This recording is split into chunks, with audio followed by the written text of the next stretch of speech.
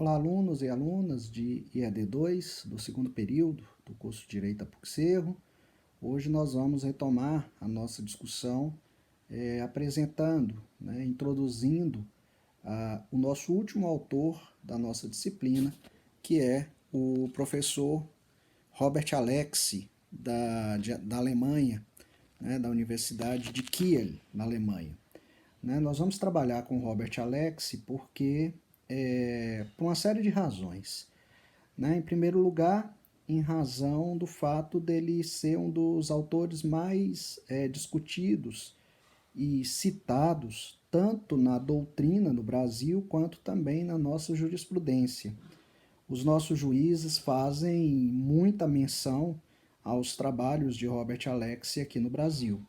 Como nós vamos ver também, o fato desse autor ser muito discutido e trabalhado no Brasil não significa necessariamente que ele seja bem compreendido, o que torna também o estudo de Alexy para nós interessante, para a gente perceber quais são os erros que a doutrina brasileira e a nossa jurisprudência apresentam na compreensão da teoria desse autor.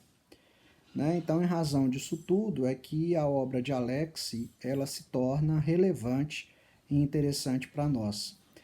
Dentre as diversas obras do professor alemão, nós vamos trabalhar especificamente a obra Teoria dos Direitos Fundamentais e, mais claramente, o capítulo 3º desse livro. Então, nós vamos, a partir de hoje, trabalhar com Alexy e mostrar os pontos principais de sua teoria. Pois bem, Robert Alexy ele se torna conhecido no final da década de 70, início da década de 80, quando ele publica, por volta de 1984, a obra Teoria da Argumentação Jurídica, em que ele pretende apresentar os aspectos ou uma teoria racional da argumentação jurídica.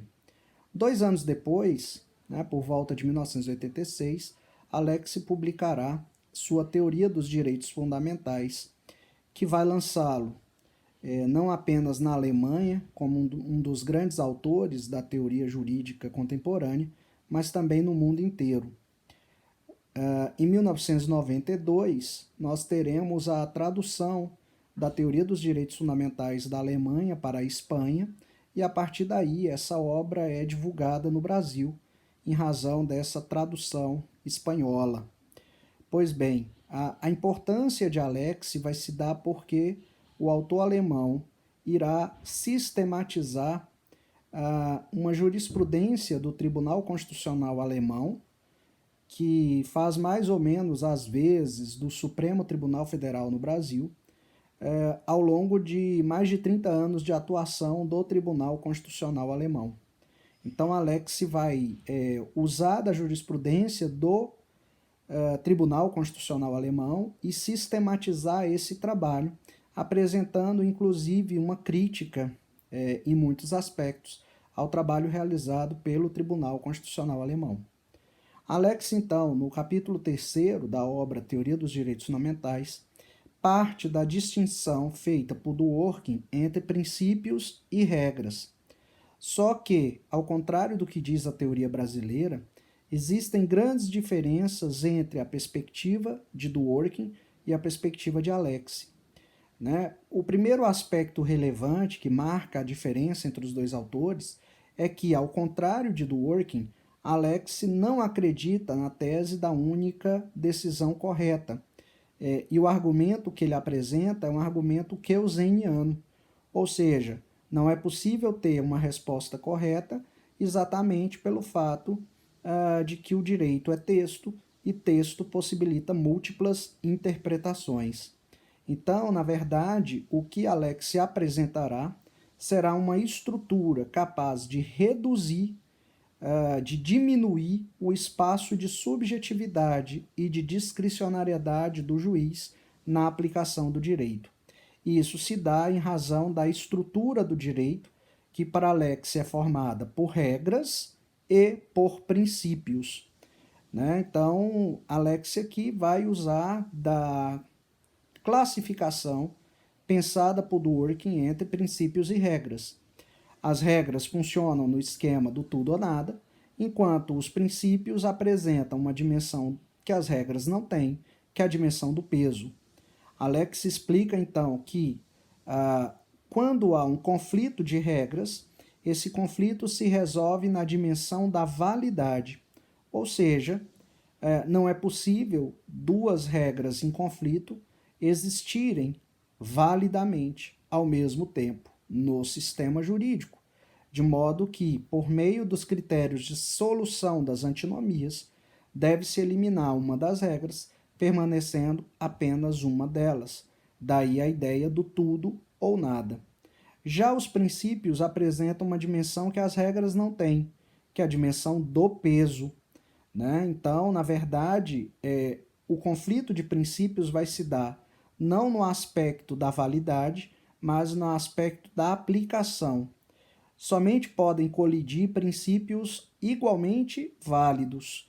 E aí, em face do caso concreto, em face da situação concreta, é que se vai perceber qual dos princípios envolvidos é o mais pesado, é o que tem o maior peso, e isso se dá por meio de uma estrutura argumentativa que Alex vai denominar de regra máxima ou postulado da proporcionalidade. Alex pensa ainda a possibilidade de uma compatibilização de regras quando uma das regras apresenta uma cláusula de exceção, né? E ele dá o exemplo. Imaginemos duas regras. Os alunos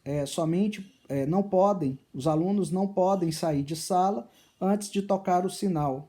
E outra regra que diz: os alunos somente podem sair de sala antes de tocar o sinal se o prédio estiver em chamas. Percebam que essas regras elas não são conflitantes, porque a segunda regra apresenta uma cláusula de exceção, a possibilidade de sair de sala antes de tocar o sinal na situação do prédio em chamas. Não havendo essa possibilidade de compatibilização de regras, eu tenho que, pelos critérios de antinomia, retirar uma delas do ordenamento jurídico, pelos famosos critérios da hierarquia, da temporalidade ou da especialidade. Com os princípios, não. Né? Princípios possuem a dimensão do peso. Eles devem ser aplicados na medida do possível, no seu maior grau, dependendo das condições fáticas e jurídicas existentes. Das condições fáticas e jurídicas existentes. Né? Então, nós temos aqui a dimensão do peso dos princípios, porque para Alex, os princípios funcionam numa lógica semelhante ao dos valores. Então, da mesma forma que se ponderam os valores, deve-se ponderar os princípios jurídicos. No âmbito dos valores, essa ponderação se dá pela otimização, enquanto que na esfera dos princípios jurídicos, essa ponderação vai se dar por meio da regra máxima ou postulado da proporcionalidade. Né? Aplicar esses princípios no seu maior grau, dependendo das condições fáticas e jurídicas existentes. E isso, então, e aí está, né, na verdade, aí se encontra um segundo aspecto de uma leitura equivocada que a teoria jurídica e a jurisprudência brasileiras fizeram da teoria de Alex, porque os autores brasileiros, como também a jurisprudência brasileira, vão chamar a regra máxima ou postulado da proporcionalidade como princípio da proporcionalidade. No entanto, isso se deve, né, esse erro se deve à má tradução feita da expressão utilizada por Alex. Como se leu Alex inicialmente a partir da tradução espanhola, e como os espanhóis traduziram a expressão como princípio da proporcionalidade, assim foi incorporado no direito brasileiro, né, na teoria jurídica e na jurisprudência brasileiras, o que demonstra mais um equívoco de leitura da teoria de Robert Alex. Então é isso, na próxima aula nós vamos trabalhar então essa regra máxima, o postulado de proporcionalidade, como mecanismo para solucionar conflito de princípios, e já analisar também as críticas que são feitas a essa ideia de proporcionalidade e por que ela deve ser abandonada. Então é isso, pessoal. Até a próxima.